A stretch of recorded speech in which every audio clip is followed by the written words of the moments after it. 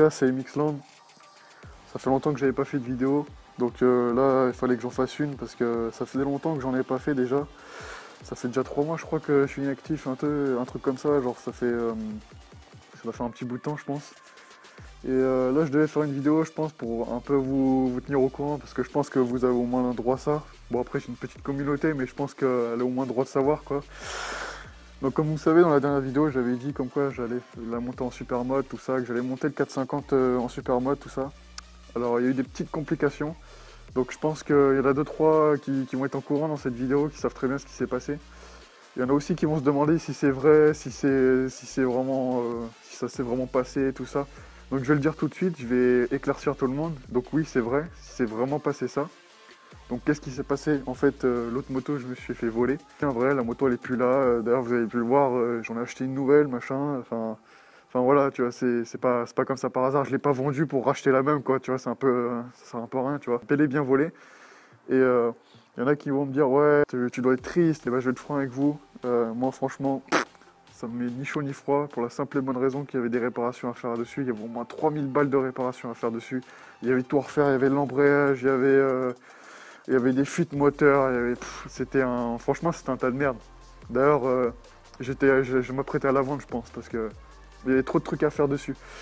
Et du coup, bah, qu'on me la vole, au pire des cas, tu sais, on me l'a remboursé le prix que je l'ai acheté. Donc j'ai envie de te dire, franchement, je m'en bats les couilles, tu vois. Heureusement qu'on me l'a piqué, j'ai envie de te dire. Du coup, bah regarde, tu vois, ça m'a permis de racheter celle-là. Et puis, bah franchement, je suis content parce que regarde, tu vois, c'est une KTM XC F de 2009. Donc elle est un peu plus récente que l'autre.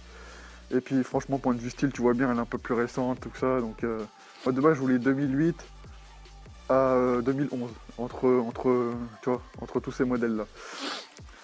Donc c'est pour ça aussi que du coup les jantes ça a retardé, j'ai pas pu faire la transformation parce que forcément il n'y avait plus la moto. Du coup l'assurance elle a pris 2 mois à me rembourser, environ, à peu près. Du coup bah en comptant un mois, parce qu'en fait si vous voulez celle-là je l'ai achetée. Et quand je l'ai acheté, en fait, j'ai dû faire des réparations dessus, j'ai dû changer la bielle, tout ça. Parce qu'en fait, celle-là, je l'ai acheté une bouchée de pain. Et du coup, bah, j'ai dû refaire la bielle.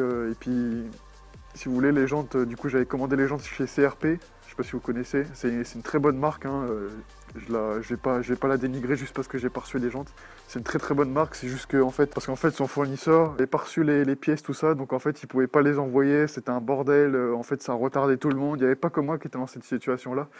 Mais c'est pas pour ça que je vais dénigrer, c'est une très bonne marque tout ça, mais du coup bah j'ai préféré lui dire qu'il me rembourse parce que j'avais des réparations à faire sur celle-là. Et je préfère avoir une moto qui fonctionne plutôt qu'avoir des jantes et puis les monter dessus et puis au final pas rouler avec, quoi, tu vois. Est-ce que je vais la monter en super motard celle-là? Oui, ça c'est sûr, je vais la monter en super motard. Mais le problème c'est que bah là, j'ai pas les lovés, tu vois. On va être monté en super motard pour l'été prochain, je pense. En ce qui concerne la suite, l'avenir de la chaîne, je pense que je vais me remettre à l'enduro. Je vais refaire un peu d'enduro parce que déjà ça fait longtemps que j'en ai pas fait. Et puis franchement, les crampons sur route, ça sert vraiment à rien. En plus déjà, ça te fait une mauvaise image. Les gens ils pensent que tu fais du cross bitume. D'ailleurs ça me pète les couilles, on me le dit souvent, mais bon c'est pas grave. Je pense que je vais reprendre l'enduro avec celle-là. Je vais plus beaucoup faire de vidéos avec sur route, en wheeling, tout ça, parce que déjà, comme vous savez, il y a cette loi de merde qui est passée là sur les wheelings. D'ailleurs, de toute façon, vous savez très bien mon avis. Moi, je trouve ça complètement débile. D'ailleurs, c'est illogique. Mais bon, après, c'est comme ça, on peut rien faire. Donc, moi, j'en fais toujours des wheelings, je vais pas me le cacher. Mais je me montre plus autant qu'avant, tu vois. Et les vidéos sur route où je fais des wheelings, tout ça, ça va revenir, mais genre un peu plus tard, tu vois. Pour l'instant, je vais faire une pause avec ça. Donc après, je vais être franc avec vous, les vidéos, tout ça, genre, c'est plus autant qu'avant. J'ai plus forcément envie de faire autant de vidéos qu'avant. Parce que, comme vous savez, là sur YouTube, il y a la loi qui est passée avec l'article 13, enfin qui va passer là, sur les musiques copyright, tout ça. On va plus avoir le droit d'avoir des musiques copyright. Et je trouve ça complètement débile, mais bon, après, voilà. Donc il y a déjà ça, il y a la loi des wheelings, tout ça. Donc franchement, ça refroidit à mort pour faire des vidéos. Ça, c'est clair.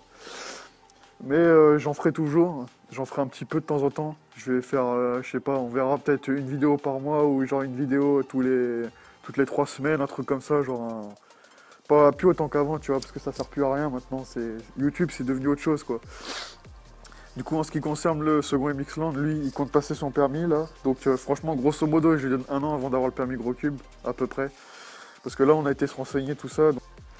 Et puis, les gars, on se retrouve pour une petite vidéo enduro là. Là, je pense que je vais en faire une bientôt là, parce que j'ai un collègue qui a un 350 Xverna de 2017. J'ai d'autres collègues aussi qui ont des crosses, tout ça, donc on va voir pour faire une petite sortie tranquillement, tu vois.